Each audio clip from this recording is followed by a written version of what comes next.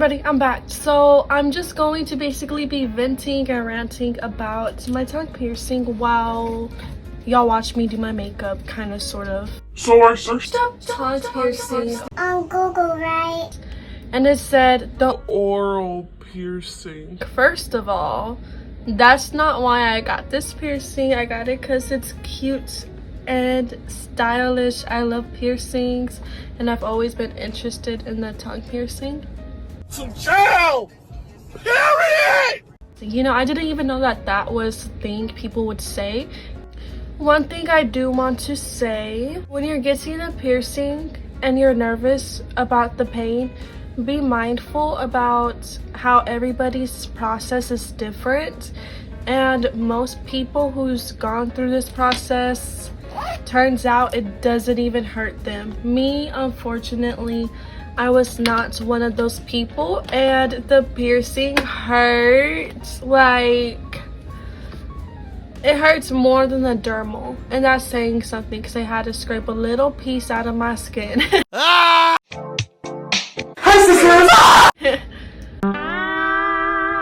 Also, whenever you are getting the piercing, the piercer has to do it, I think it's between veins, because you know it has to be in between so she doesn't pop one and paralyze you. Your placement may not be where you want it to be, and that was the case with me, but it was a blessing in disguise, and here's why. She pierced it over here, right? Not so down where usually you'll see people having their piercing. I wasn't happy about that, but she had to do it there because, you know, of the veins that she was trying to avoid. Everybody's different with their placement in their tongue. But like, I fell in love with how the piercing looked after I saw clips and pictures of the piercing after I had got it done. I was like, oh, I was tripping for no reason.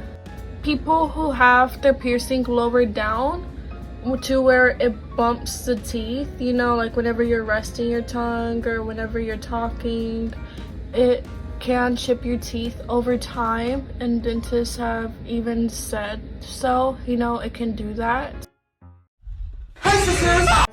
And also with eating, you're grinding your piercing against your teeth.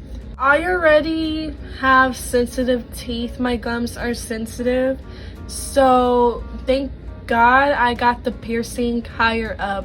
If you have to hide it from anybody, always see if that's an option for you. The tongue piercing has been the most high maintenance that I've had to deal with. So my tongue did swell quite a bit, yes. And that's completely normal. Like, my tongue was fat. It was like to here. Also, I could feel the sides of my tongue against my teeth because, you know, my tongue was big. So it was like really pressed on there. Literally a couple hours after I got to my tongue piercing, I tried to take a pill. A painkiller? And I was trying to go around the piercing so it didn't touch it, but that was such a difficult task.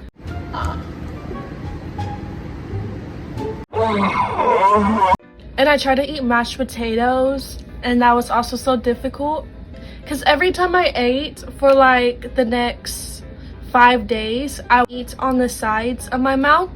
And most of the time it was soft food, not all of the times. I did cheat just a little. I had pizza at one point, and usually on my lunch breaks at work, 30 minutes, I would get, let's say, 2 pizzas and a little snack. That will be gone by the end of the 30 minutes. This is like on the 5th day, I believe, because I was trying really hard not to tug on the piercing or like touch it, you know, try to avoid it. I could only finish 1/4 of one of the pizzas. You how you are, you just have to say that you're fine when you're not really fine. Hi, sister.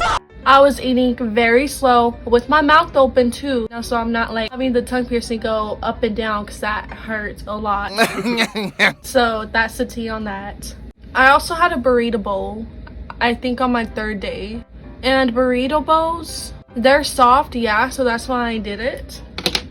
But it's also spicy. You're not supposed to have spicy food because it can irritate the tongue, you know, swelling it up. You're not supposed to eat hard food for what I told y'all I was trying to avoid with the pizza. You're not supposed to drink anything hot.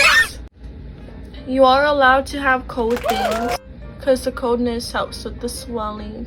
And you're not supposed to eat anything high in fat. Come on. Every morning when I had woken up until when the week was over, the first couple days, the swelling was so bad. I took painkillers every day up until like the 6th day, because that's whenever I could finally not have such high pain towards the piercing.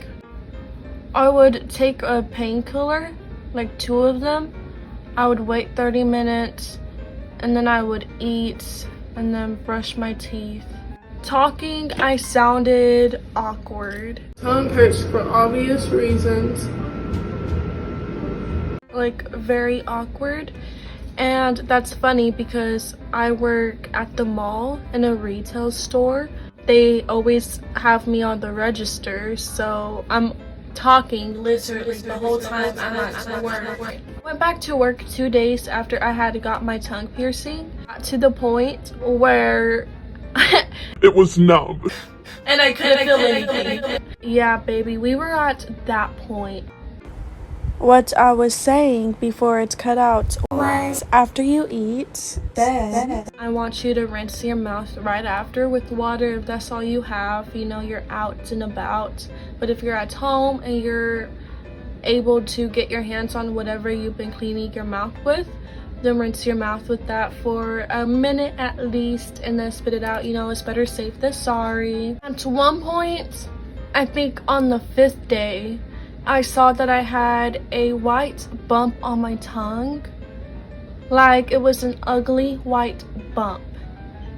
And I was so scared of an infection. I searched up what an infection looks like and it showed me that and then a couple other things too. So I was just like, I also searched up what do you do if you have a tongue infection, and they said go to the doctor because it's really serious if you have an infection on your tongue. To a clinic Okie dokie, now. princess, it's time for you to try. It's really rare to get a infection on the tongue. Like it's really hard to infect your tongue. I also had allergies.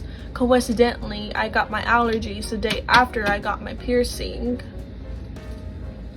So I was coughing a lot and I had congestion coming out my mouth, you know, like that icky gooey stuff you spit out. Blech.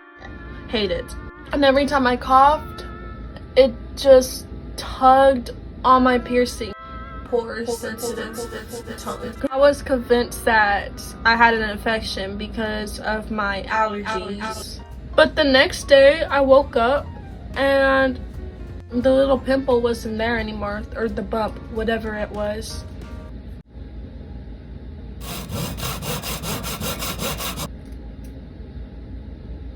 When you're going to the dentist, they will ask you to remove your piercing because it will bother and gets in the way of whatever they're working on in your mouth.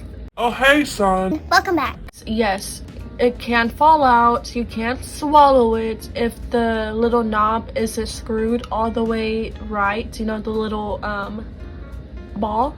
It's not tight enough. Duh. So when you're eating, it could fall out or you can swallow it. Same thing when you're sleeping. Switch out your piercing. It is okay to do it after the 2nd week. That's what my piercer had told me.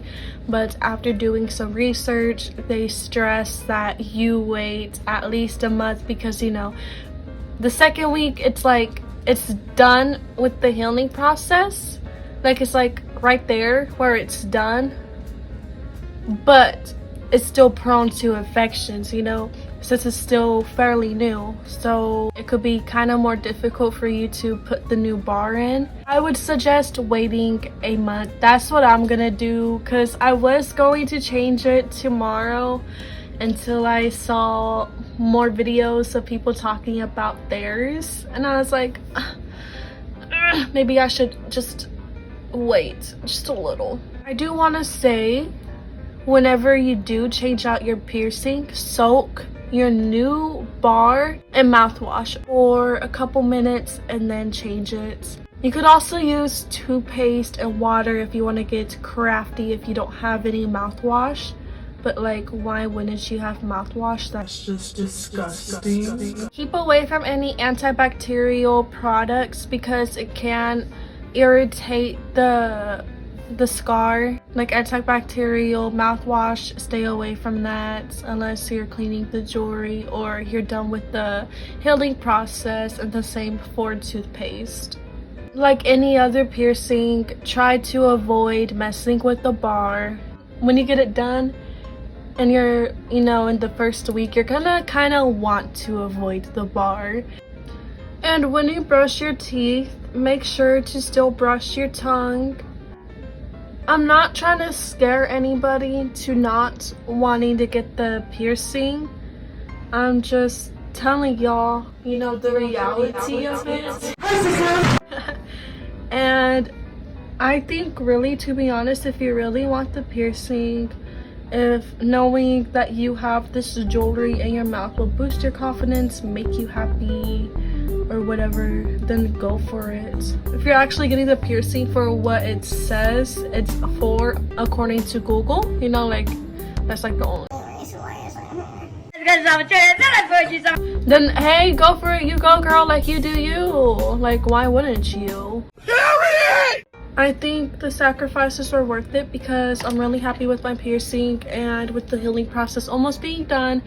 So I'm gonna want to change it out when it's done to like a stud little ball.